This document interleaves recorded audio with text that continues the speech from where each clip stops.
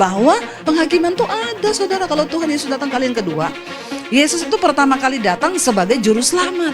Dia lahir ke dunia membawa keselamatan, tapi dia akan datang kembali yang kedua nanti menjadi seorang hakim yang akan menghakimi semua manusia. Untuk kita ini bisa memberi pertanggungan jawab terhadap hidup kita selama kita ada di dunia, dan kita akan diberi upah.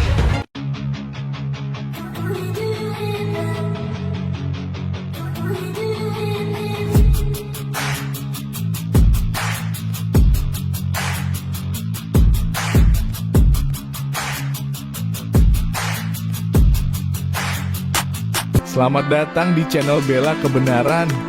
Kami hadir untuk memberikan informasi opini dan atau fakta terhadap situasi yang sedang terjadi. Mari dukung channel ini dengan cara menekan tombol subscribe dan bunyikan loncengnya. Terima kasih.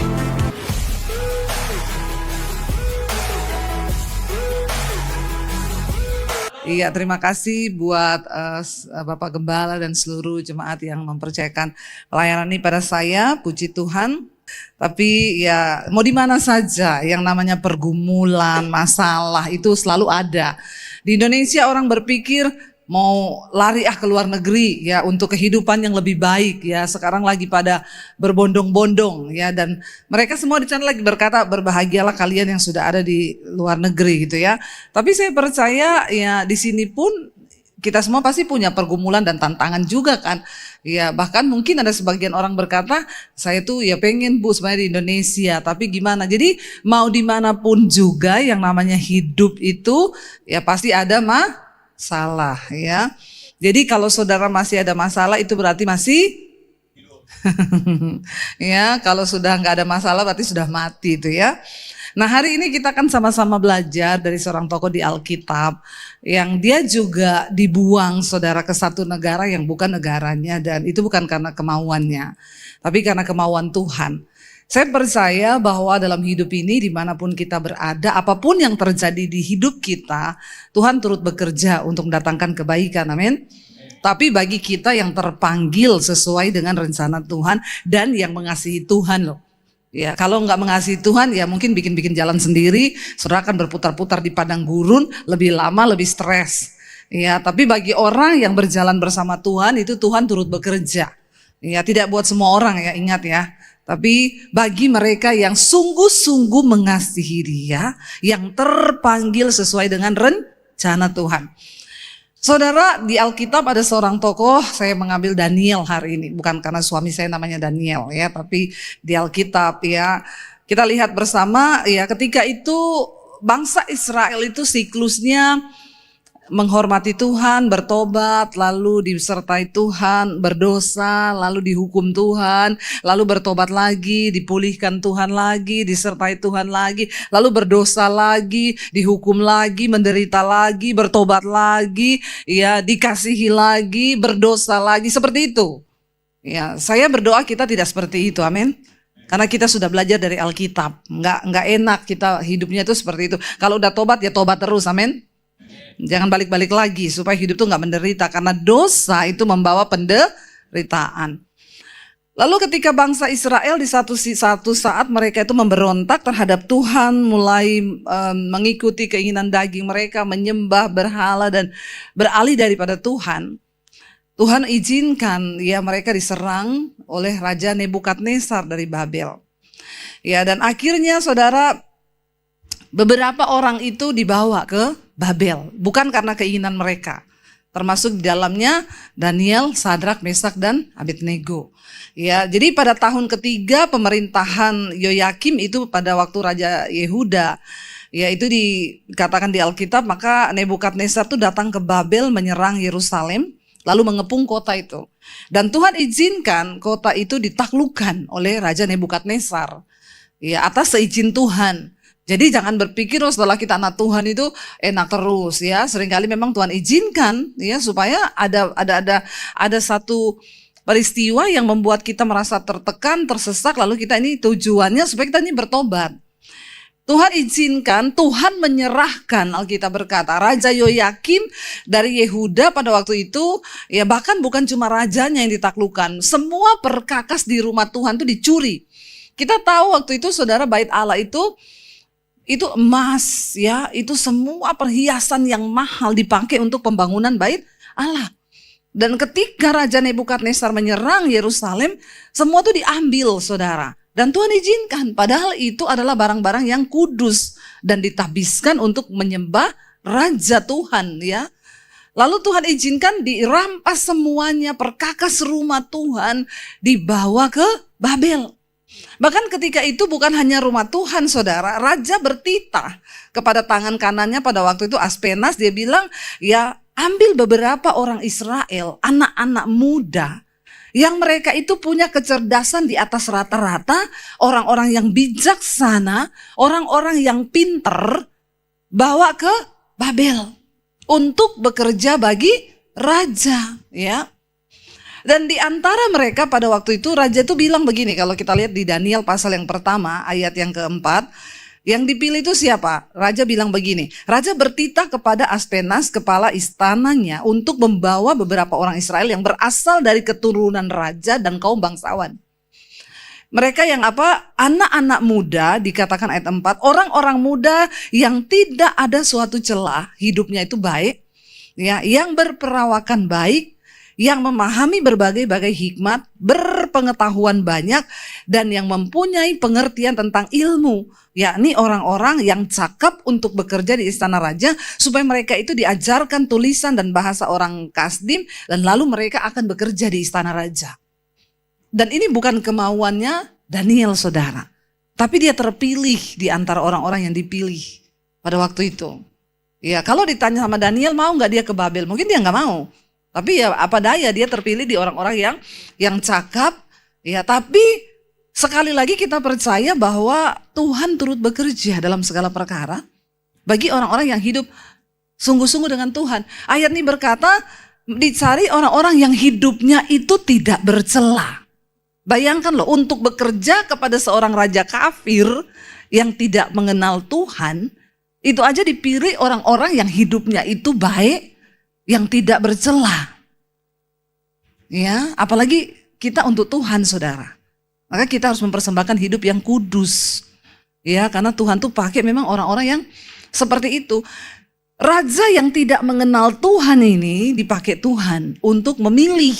Yang dipilih bukan orang sembarangan. Orang yang hidupnya tidak bercela. Dimanapun engkau berada, ayo hidup kudus, amin. Karena itu satu-satunya cara agar Tuhan tuh bisa pakai hidupmu.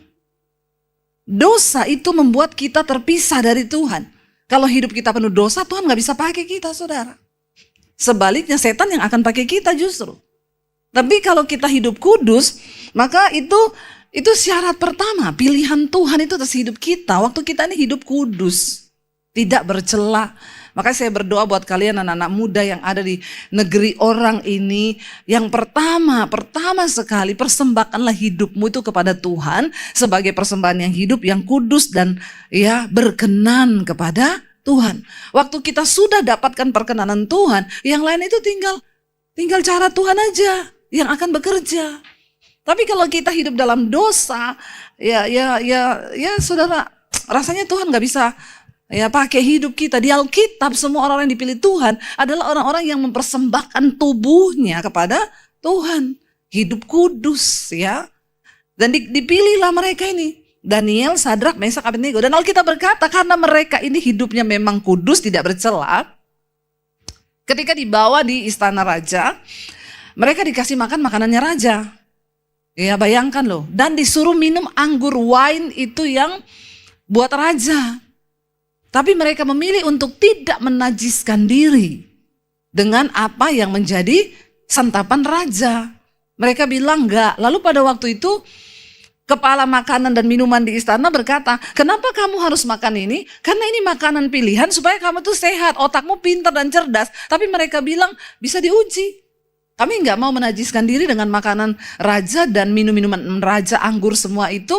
Kami akan menjaga hidup kami dan kamu bisa uji. Lalu dibikin percobaan saudara, mereka yang dikasih makanan raja dengan Daniel, Sadrak, Mesak, dan Abednego. Ternyata kecerdasan mereka justru melampaui rata-rata orang-orang yang ada di sana. Waktu kita ini hidup takut Tuhan saudara. Dan kita punya hukum-hukum Tuhan dalam hidup kita. Ya, kita nih jadi orang yang berhikmat, nggak peduli latar belakang pendidikanmu.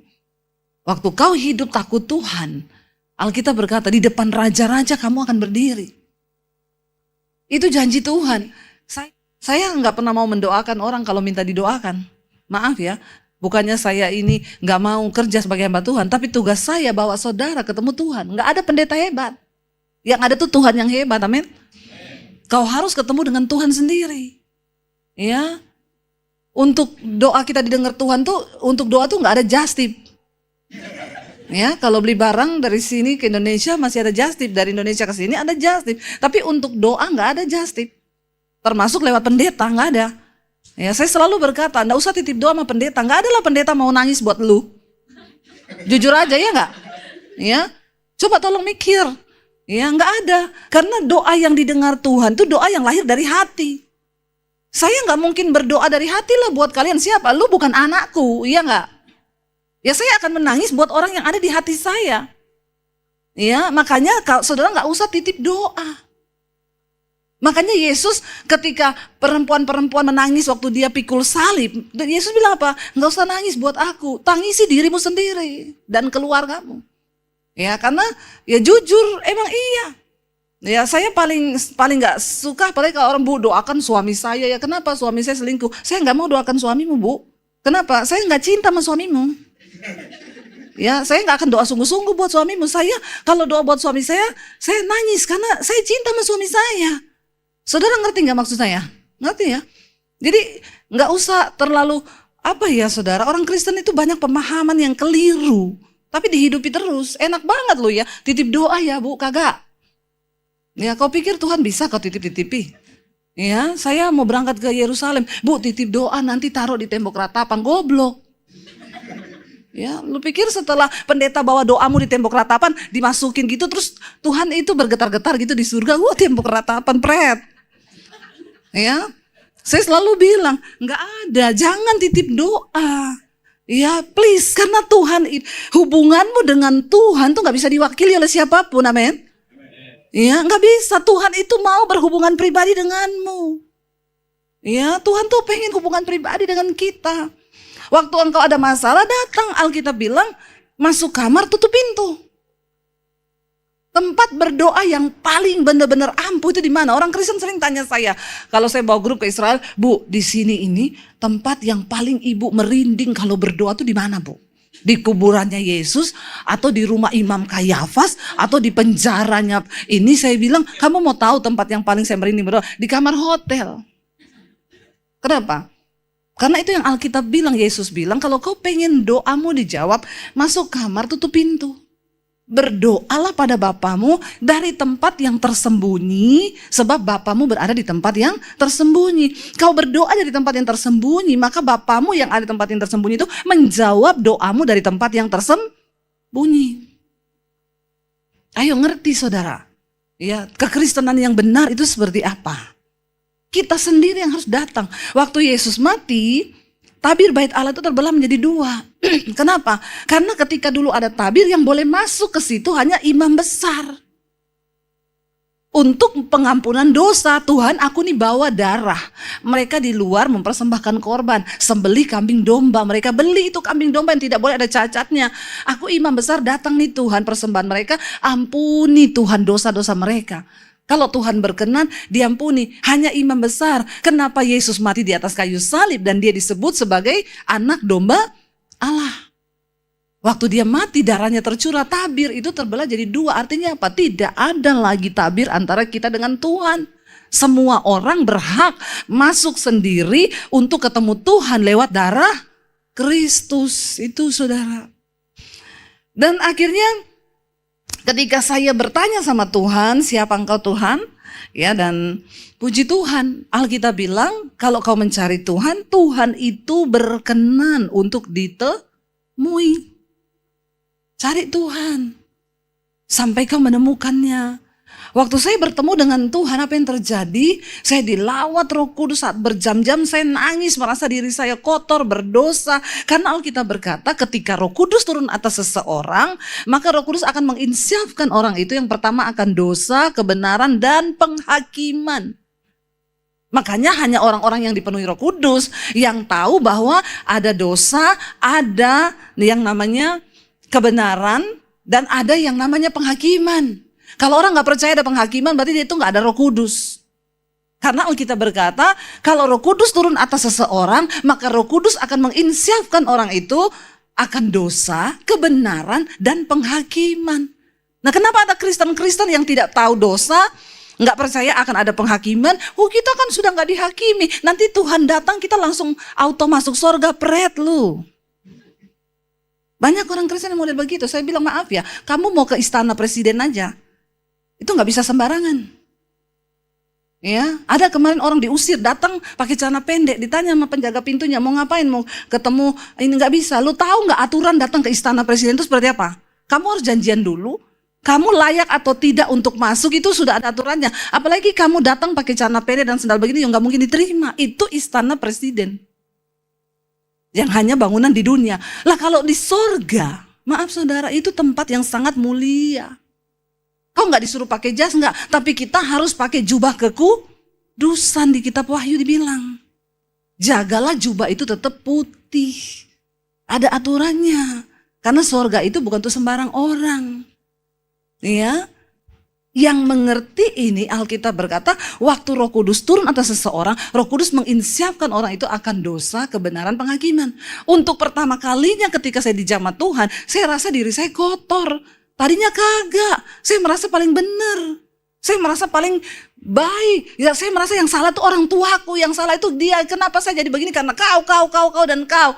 Tapi ketika Roh Kudus turun, tidak ada kata yang terucap. Saya cuma bilang, ampuni aku Tuhan, aku nih orang yang kotor, aku tuh berdosa. Karena roh pertobatan tercurah dalam hati kita. Mengerti akan dosa, kebenaran, dan penghakiman. Bahwa penghakiman itu ada saudara. Kalau Tuhan Yesus datang kali yang kedua, Yesus itu pertama kali datang sebagai juru selamat. Dia lahir ke dunia membawa keselamatan, tapi dia akan datang kembali yang kedua nanti menjadi seorang hakim yang akan menghakimi semua manusia. Untuk kita ini bisa memberi pertanggungan jawab terhadap hidup kita selama kita ada di dunia, dan kita akan diberi upah. Dan Rasul Paulus bilang, ketika aku mengenal Kristus, apa yang dulu merupakan keuntungan bagiku, sekarang ku anggap rugi. Karena pengenalan akan Kristus itu lebih mulia dari segala-galanya. Dulu saya suka dugem. Jadi sekarang kalau Anda baru belajar dugem-dugem, kasihan deh lu.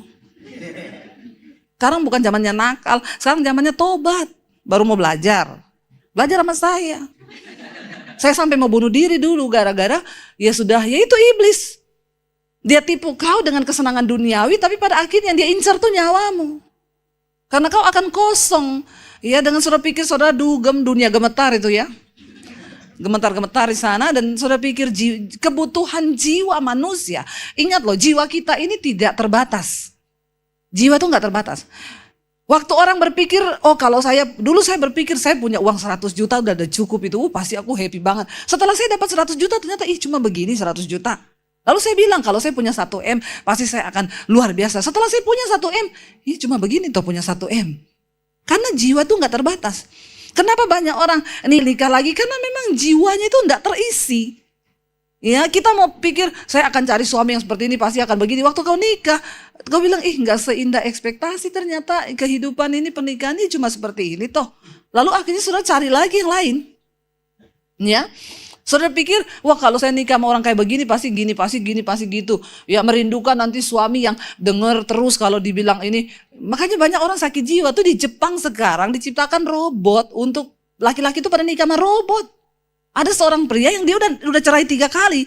Dia nikah sama robot, ditanya, kamu kenapa nikah sama robot? Saya udah 3 kali nikah sama perempuan, bikin pusing otak.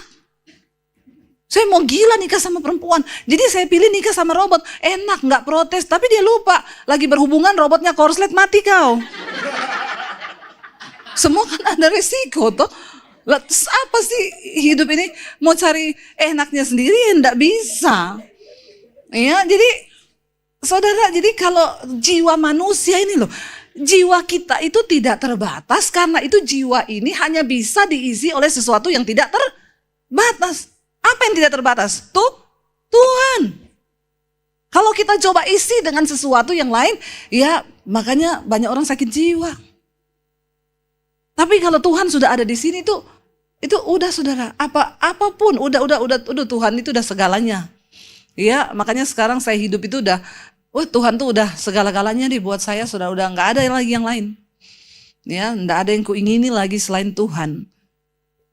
Makanya firman Tuhan bilang, karena barang siapa hidup menurut daging, dia tidak akan masuk dalam kerajaan Allah. Tetapi jika oleh roh engkau mematikan perbuatan dagingmu, maka kau akan hidup. Jadi satu-satunya cara matikan daging kita, ya rohmu itu dihidupkan, dikuatkan manusia rohnya. Kalau manusia rohmu sekarat, bagaimana kau bisa kalahkan daging? Makanya aja orang bilang, saya tiap hari bersinah bu, saya tiap hari nonton film porno, gak usah angkat tangan. Saya tahu muka-mukanya di sini. Ya. Tapi saya nggak mampu, kuatkan rohmu. Ya, kuatkan rohmu supaya dagingmu itu tunduk. Karena orang yang hidup menurut daging nggak mendapat bagian loh di sorga. Alkitab yang bilang loh, sebab keinginan daging bertentangan dengan kehendak Bapa. Daging tidak mungkin tunduk pada hukum Allah. Karena memang dia memusuhi Allah. Tapi kita harus taklukkan daging kita. Makanya Rasul Paulus berkata, karena itu aku melatih tubuhku ini dan menguasainya seluruhnya, supaya jangan setelah aku memberitakan Injil, aku ditolak sama Tuhan karena dagingku. Ini daging ini bahaya sekali. Coba cubit dagingnya. Cubit semua, sakit nggak? Nah itu. Memang daging itu nggak bisa tersinggung. Sakit. Ya, dengar fitnah dikit, daging aku belum tahu ya dia siapa aku. Emang siapa lu? Ya, aku gini-gini punya harga diri. Piro harga dirimu? Sudah dibeli lunas sama Tuhan. Jadi kalau kau difitnah, diam aja, doakan orangnya, amin. Nggak usah banyak protes, dagingmu lagi dilatih sama Tuhan. Semakin kau dihina, enggak apa-apa, semakin dagingmu mati. Ambil kesempatan-kesempatan begitu itu untuk mematikan daging. Ini kok saya jadi lari ke daging terus ya? Padahal saya enggak mau berikhtiar untuk khotbah daging loh, tapi kok banyak ya daging di sini ya. Ya kita ngalir aja dengan Roh Kudus, saudara, hati-hati karena banyak anak muda di sini. Ya, kedagingan itu hal yang sangat bertentangan dengan Tuhan. Lalu saya mulai berubah, saudara. Karena semua orang yang berjumpa Tuhan Yesus pasti jadi. Amin. Pertanyaannya, sudah anehkah saudara?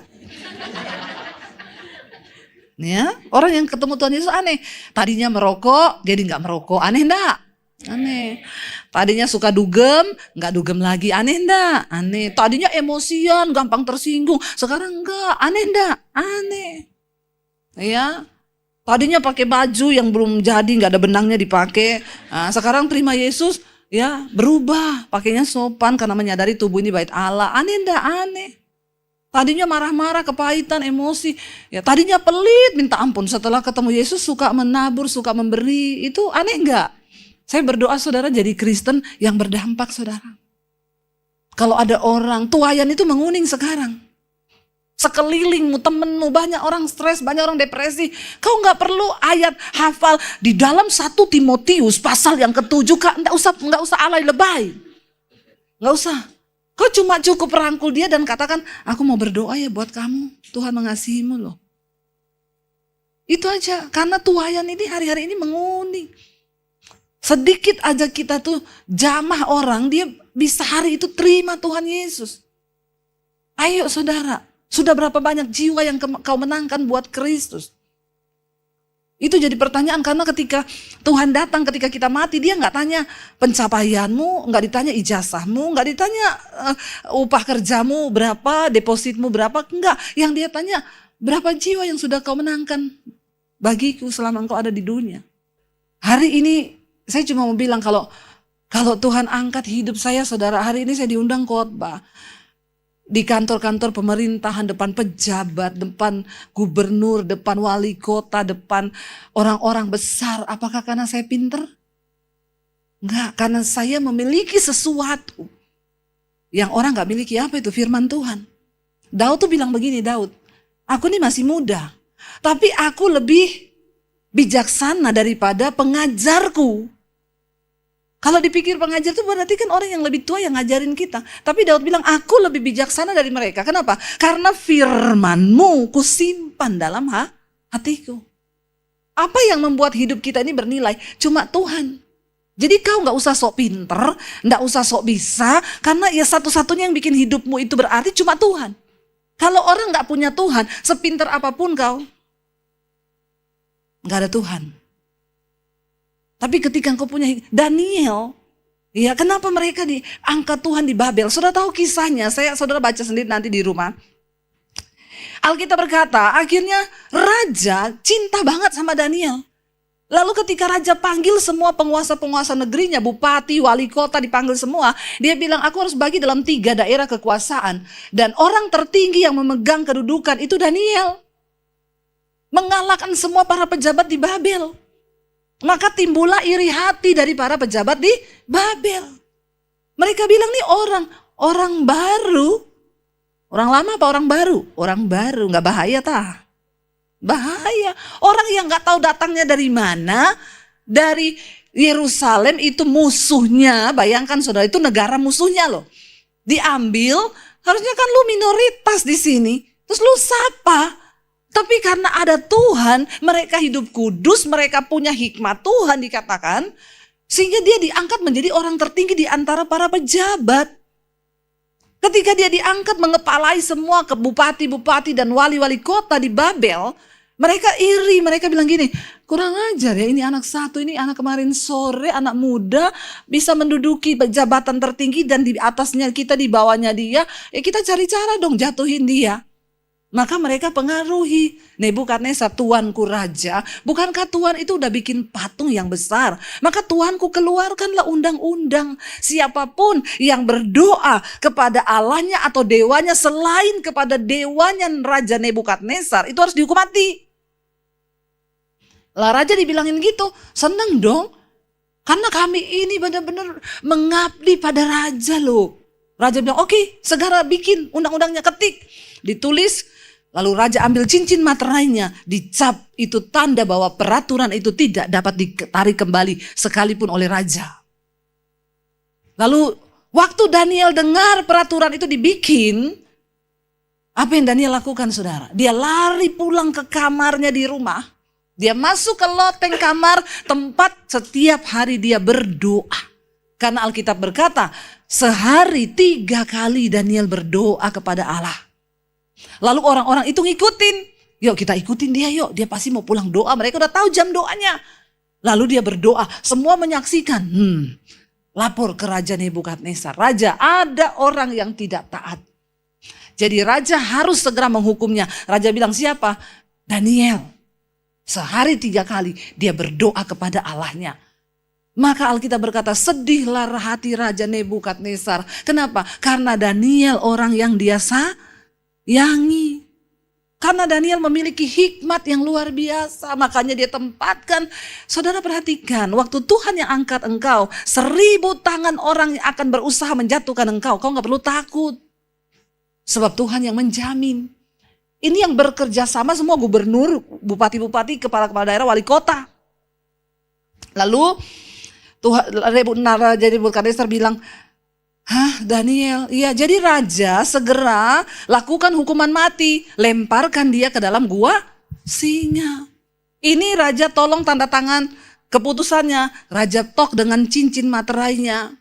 Dan Alkitab berkata raja pulang ke istananya. Di istananya dia berpuasa, dia tidak makan, dia tidak minum karena hatinya sedih. Kenapa harus Daniel yang kena hukum? Bahkan ada saat-saat Tuhan izinkan orang yang berkuasa pun gak bisa bela kau. Makanya jangan andalkan manusia, siapapun dia, mau pejabat, mau apa, mau siapapun. Tetap andalkan Tuhan, amin. Karena di posisi ini raja orang tertinggi pemegang kekuasaan. Tapi Tuhan izinkan raja gak bisa bikin apa-apa. Ya raja pulang dengan sedih hati, dia mengurung diri di kamar. Alkitab berkata dia tidak makan, tidak ada penyanyi masuk di ruangannya, tidak ada penari, semua close. Raja lagi berduka, orang yang dia sayang hari ini dilempar ke gua singa.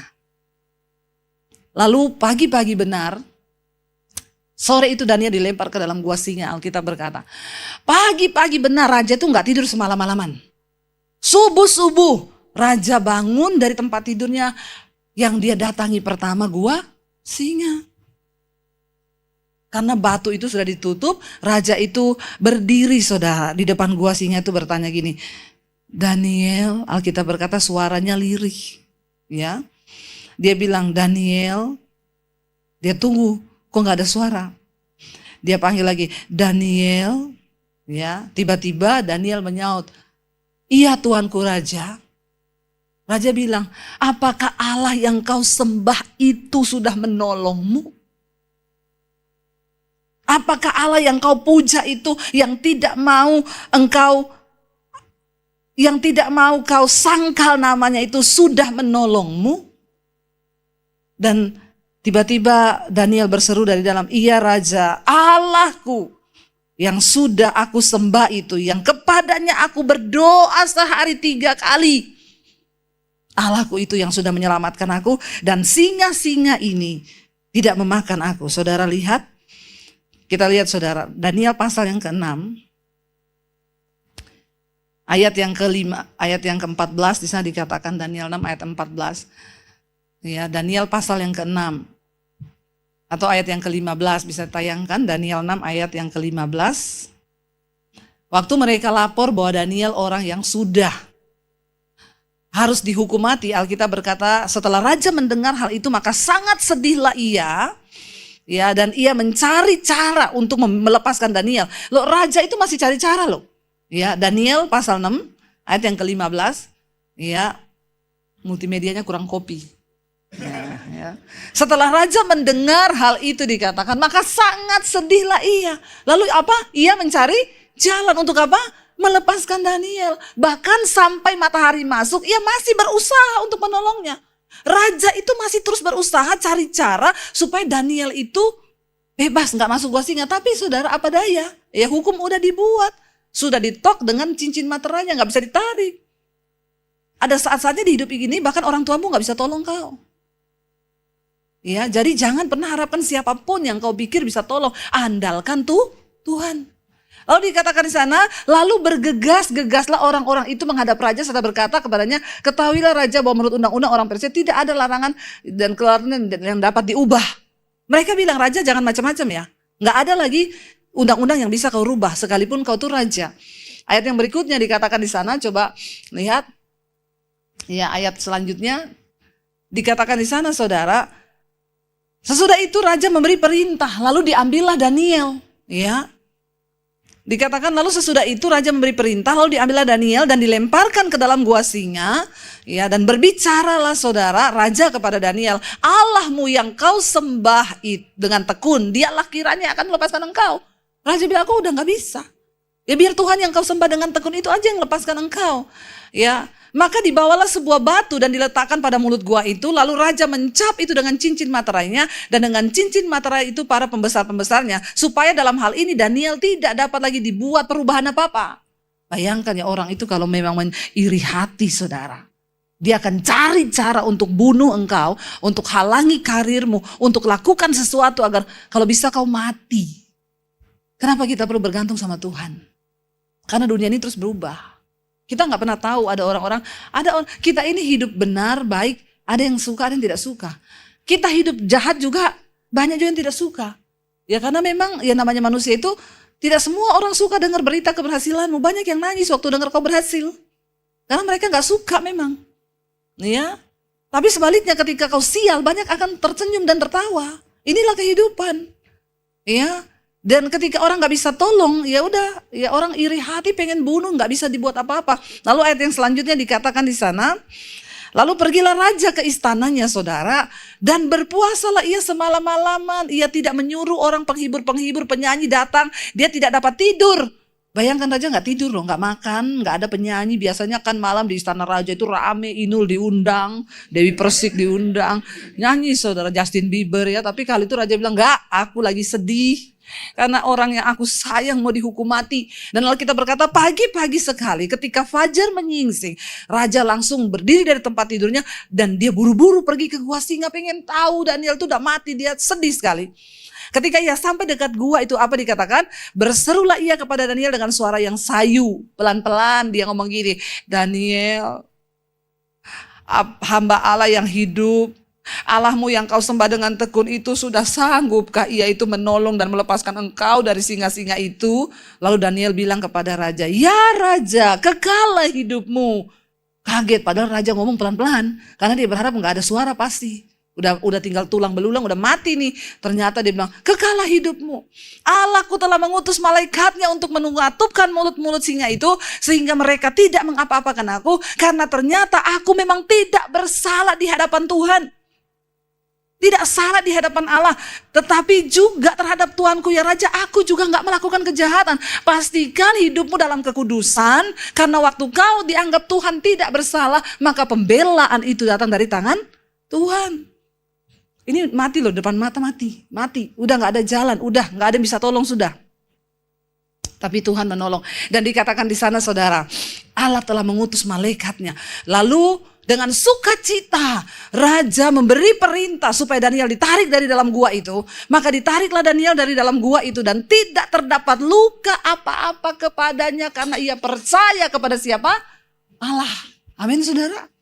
Orang yang sungguh-sungguh mengandalkan Tuhan, Tuhan akan lindungi engkau saudara.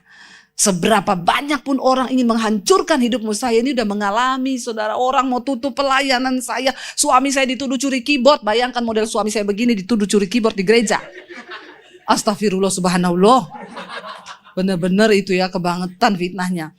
Foto kami ditayangkan di gereja besar di Jakarta, berapa cabang. Orang ini ya sudah tidak lagi pelayanan di gereja ini. Apapun yang mereka lakukan di luar gereja tidak bertanggung jawab. Bayangkan sudah kami lakukan salah apa? Saya datang sama Tuhan, doa Tuhan. Engkau tahu aku tidak salah. Engkau tahu suamiku tidak salah Tuhan. Tapi orang memperlakukan kami seperti ini Tuhan. Bagianku melepaskan pengampunan. Selanjutnya Tuhan yang bekerja. Dia berkata, saya tutup pintu pelayananmu. Dan setelah itu benar. Semua pelayanan, Bu, cancel dulu. Cancel. Karena yang ngomong ini seorang yang punya nama, punya jabatan.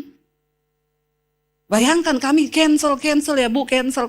Kenapa? Enggak, pokoknya cancel aja. Dalam waktu singkat saya enggak punya pelayanan. Untuk makan aja kami sulit. Waktu itu lagi nyicil rumah, enggak bisa bayar cicilan rumah. Dikejar debt collector. Enggak cukup di situ, debt collector dia promosiin di semua, dia lihat di Instagram gereja-gereja yang pernah undang Debbie Basir, dia WA semua ke orang-orang itu, orang ini utang enggak bayar. Lalu beberapa gereja itu telepon saya, Bu, Ibu enggak bayar utang ya. Bayangkan saudara, dihancurkan hidup kami, kalau bisa mati sekalian. Dan saya enggak bisa buat apa-apa. Tidak ada satupun yang bisa menolong. Yang saya punya cuma Tuhan. Dengan satu pengharapan saya bilang, Tuhan, Engkau tahu kami tidak bersalah. Tuhan yang tahu hidup kami. Dan Tuhan tidak buta saudara. Hari ini, semua gereja itu Bu, boleh pelayanan di gereja saya, udah full. Penuh jadwal saya, maaf. 2 tahun ke depan sudah penuh. Benar saudara. Waktu Tuhan buka, Tuhan bilang sabar, ada waktunya aku akan menolong engkau. Tiba-tiba pandemi Tuhan buka saudara. 2018 Tuhan suruh saya bikin channel YouTube. Ya, saya dapat suara Tuhan, cepat ambil alih dunia media untuk Injil. Kita nggak tahu kalau 2020 akan ada pandemi. Nggak tahu. Saya ambil langkah, kita mulai bikin YouTube di situ. Tiba-tiba 2020 pandemi, Tuhan bilang karena aku akan memberkati engkau dengan tuaian bangsa-bangsa. Bahkan berkat bangsa-bangsa bukan cuma Indonesia tapi bangsa-bangsa. Orang tutup pintu di Indonesia, aku akan buka. Ayo cepat. Lah saya kan gak ngerti media, saya pergi ke TV-TV swasta, TV kabel yang ada di Jakarta. Saya mau syuting nih, saya dapat visi, Tuhan bilang ambil dunia media. Oke, Ibu ada uang 60 juta, bayar dulu. Bikin 10 episode, 1 episode 6 juta. Saya tanya, saya bayar 60 juta, pasti tayang? Belum pasti. Dalam hati saya, uang aja saya enggak ada. Udah gitu kalau ada pun saya pinjem-pinjem mungkin. Tapi enggak pasti tayang ini. Langsung muntaber saya, saudara. Mundur teratur tidak berkabar, muntaber. Biar tahu-tahu sedikit ya istilah-istilah dari Indonesia. Orang Indonesia itu sangat-sangat kreatif bikin istilah. Ya, maka ubur-ubur ikan lele. Ya, harus tetap bersyukur, Le. Lalu saudara, saya datang disuruh bayar, nggak ada duit saya, apalagi nggak pasti tayang. Ya muntaber sudah, mundur teratur tidak berkabar. Hari ini itu TV, WA saya terus, Bu, kita mau kerja sama dengan ibu. Ibu yang tentuin berapa kali tayang, minta persembahannya berapa, nanti akan kami pertimbangkan. Saya bilang maaf, penuh. Tuhan itu kalau ngangkat kita nggak tanggung-tanggung. Akhirnya 2018 kami mulai bikin YouTube. Saya mulai ini, ya Tuhan bukakan begitu gara-gara saya pelayanan ke Bali. Saya lihat ada orang syuting-syuting di restoran situ. Saya tanya, Mas, kamu lagi bikin apa nih? Bikin TV, Bu, di mana? Di YouTube. Oh bisa, bisa. Ya tergantung ibu punya konten apa. Dalam hatiku biasa aja, keles. Baru nanya aja udah sirik. Memang orang-orang itu banyak sirik, saudara.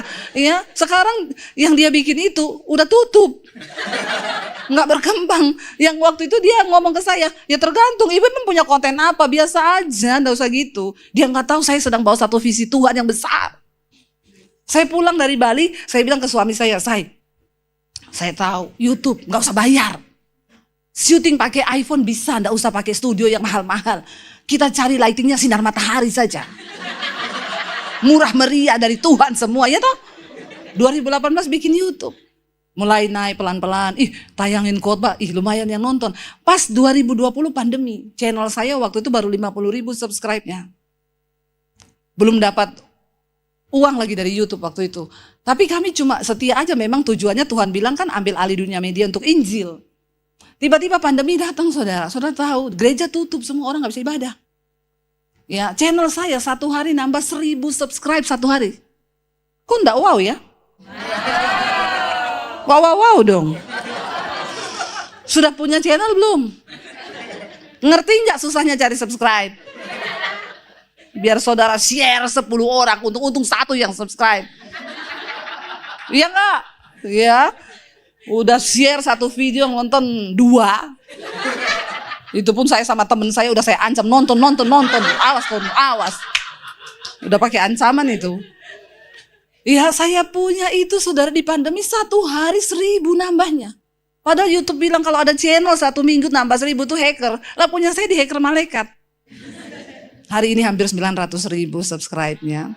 Saya doa tahun ini 1 juta subscribe, amin. Dan bukan cuma itu, saudara, benar. Tuayan bangsa-bangsa. Bagaimana Tuhan memberkati kami lewat YouTube. Ketika pandemi datang, yang tadinya kita mau jual rumah, mau pulang ke Solo karena bertahan dengan 3 anak di Jakarta, nggak ada uang, pelayanan tidak ada sama sekali. Waktu pandemi itu saya baru bilang sama suami gini, kita ini terlalu berani percaya Tuhan loh. Nggak ada gaji bulanan ternyata kita. Hidup itu cuma dengan iman. Terlalu berani kita ini. Terus kita sekarang hidup bagaimana? Tapi saya cuma bilang, Tuhan aku tuh percaya, ini adegan berbahaya, jangan kau tiru. Hanya dilakukan oleh para ahli saja. Ya, kita benar-benar nggak ada gaji bulanan, bener. Makanya saya nggak bisa kredit apa-apa. Ditanya, ibu mau kredit rumah, slip gajinya ada bu? Enggak.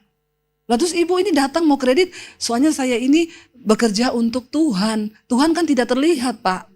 Terus gaji saya dengan iman. Terus kata orang banknya gini, maaf bu, bank kami tidak menerima slip gaji dengan iman. Karena kebetulan bos saya tidak beriman.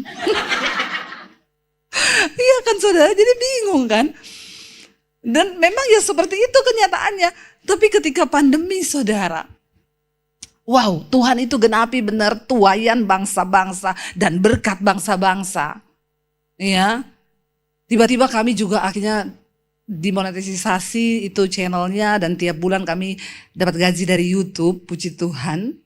Ya, enggak usah ditanya berapa, nanti kau syok lagi. Ya, terus tiba-tiba di masa pandemi itu, ya saya ditelepon sama bank, ibu-ibu harus menghadap ke bank. Kenapa ini kok rekening ibu bukan begini loh.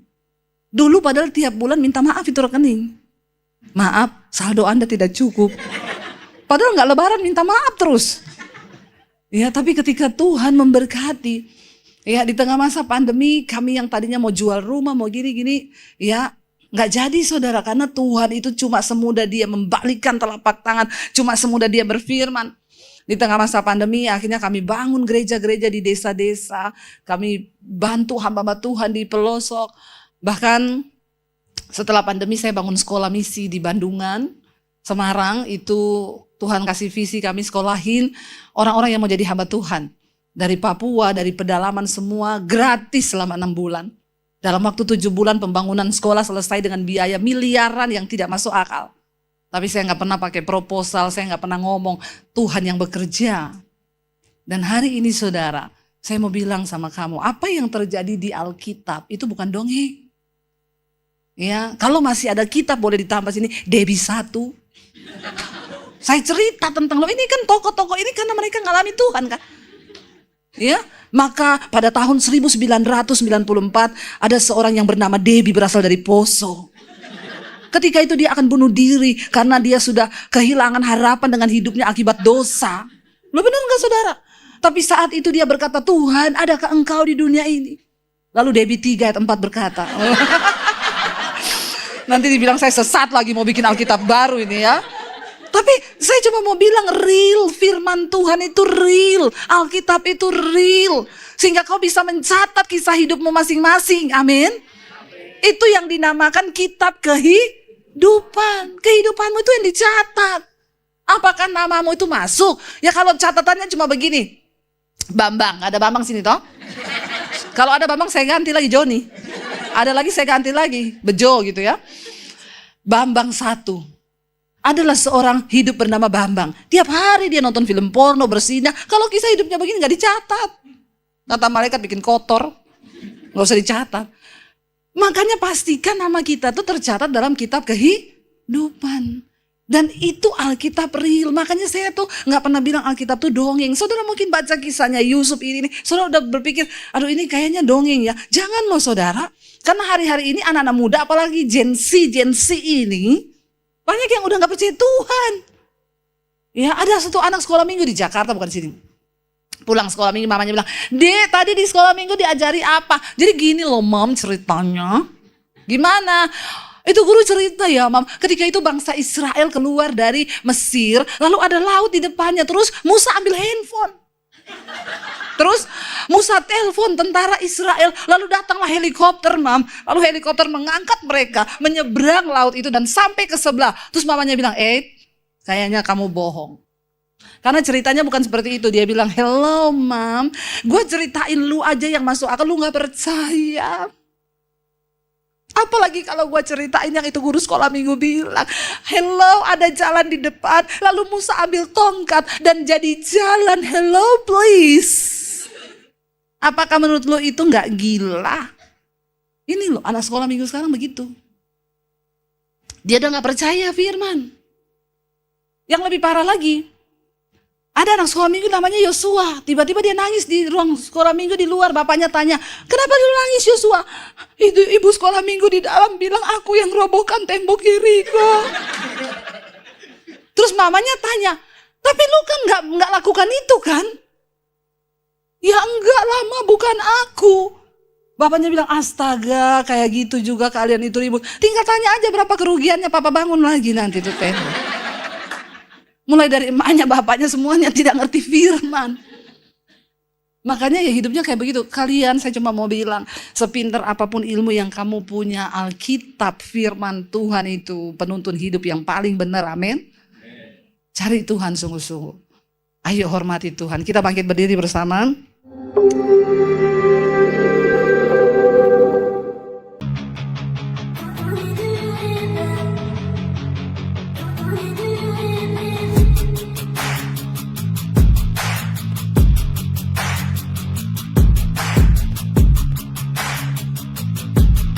Terima kasih sahabat sudah menyaksikan tayangan kami hari ini. Tuhanlah yang membalas dan memberkati kita semua. Apabila sahabat diberkati, marilah kita dengan murah hati untuk share video ini kepada teman-teman kita yang lain, kepada grup-grup keluarga dan sebagainya. Dan jangan lupa meninggalkan komentar di bawah video ini serta menekan tombol subscribe video kami. sehingga sahabat tidak ketinggalan video-video terbaru dari kami. Terima kasih, Tuhan Yesus memberkati kita semua.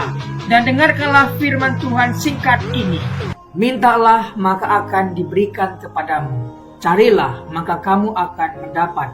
Ketuklah maka pintu akan dibukakan bagimu. Kita harus melakukan sesuatu sampai sesuatu itu akan terwujud atas hidup kita. Minta, cari, dan ketuklah, maka Tuhan pasti membukakan pintu.